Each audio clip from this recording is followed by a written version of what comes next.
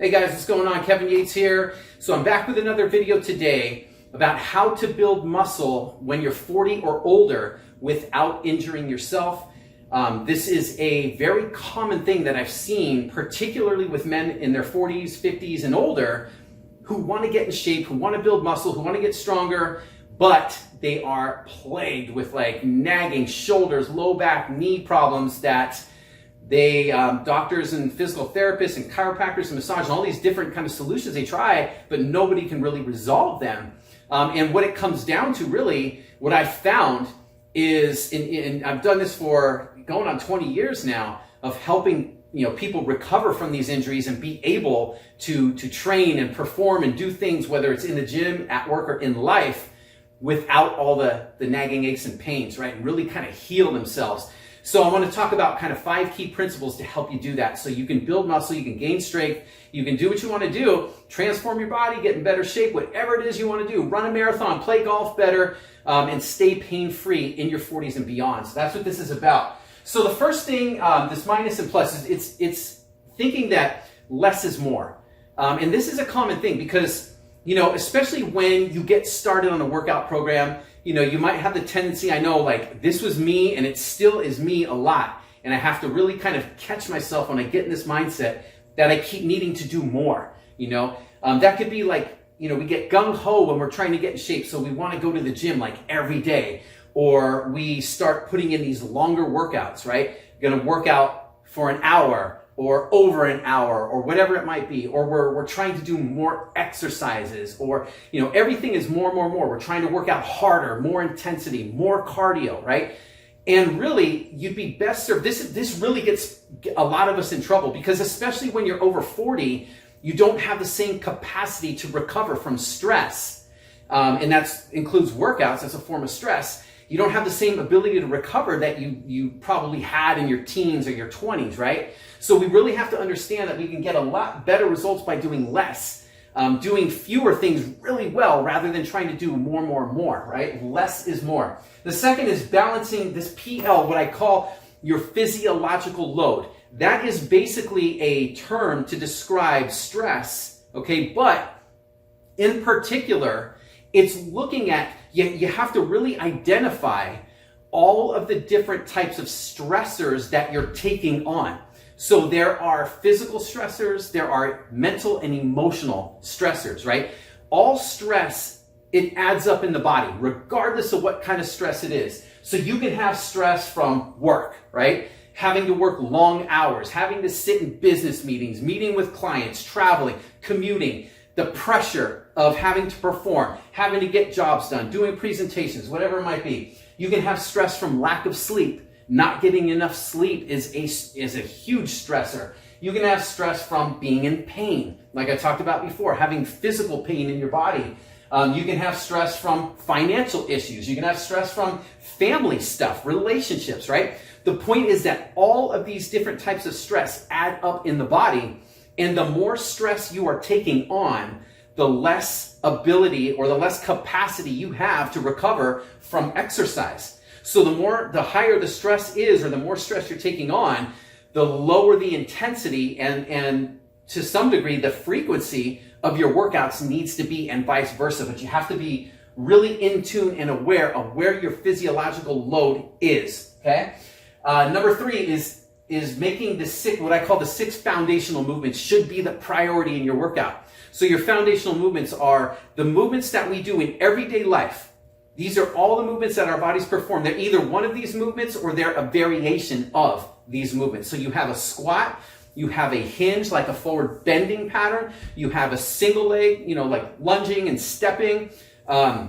We have pushing, pulling, and then we have rotation or twisting, okay? But really 5 of those 6 should be kind of the foundation of your workout. Everything, so, rotation and twisting can be done somewhere within, but it doesn't have to be like a main focus of. It just kind of, it gets kind of integrated in there. But these are the big movements. Now, could be a possible question or something that you might be thinking, right? I can't squat anymore because every time I do, my knees hurt, or I can't do lunges because it hurts my knee, or maybe you can't do certain movements some of these movements because your back or your shoulders hurt, right? And I totally get that, okay? I totally get that. But one of the biggest thing to understand is that it's not the movements that cause pain and injuries. It has to do with how we're performing movements. So if you're doing if you're squatting or you're doing lunging and you get pain, it's not because the movement's bad. It's because there's a way that you're performing the movement that is, there could be compensation patterns. You might have joint restrictions. You might have muscle imbalances going on there. You can have soft tissue type restrictions that are keeping you from being able to perform that movement safely and properly.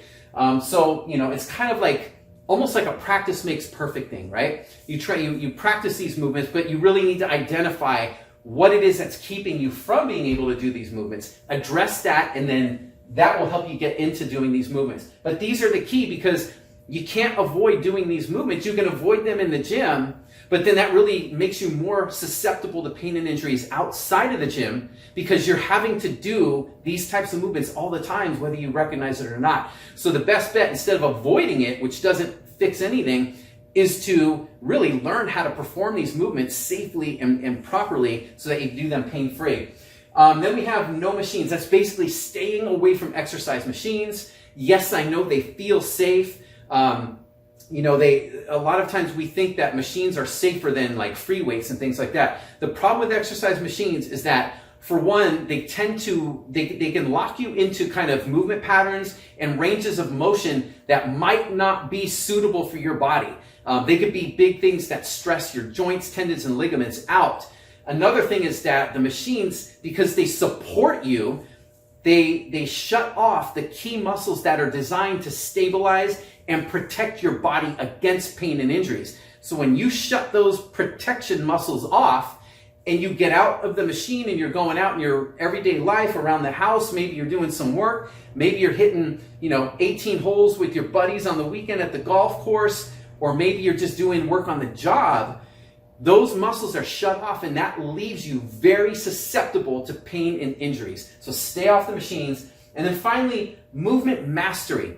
That means that before we think about getting fit, before we think about building muscle, before we think about gaining strength, before we think about losing fat, right? Before we think of the fitness stuff, we need to master movement first, because movement is the foundation for fitness and performance. Movement comes first. If we don't understand how to properly perform movements, that means that we are moving a lot of times from incorrect positions. We're not starting in the right spot, which means we won't end in the right spot, which means the whole movement won't happen properly. That's where injuries happen. And movement doesn't just mean that you can sit down and stand up, or you can kneel down or you can bend.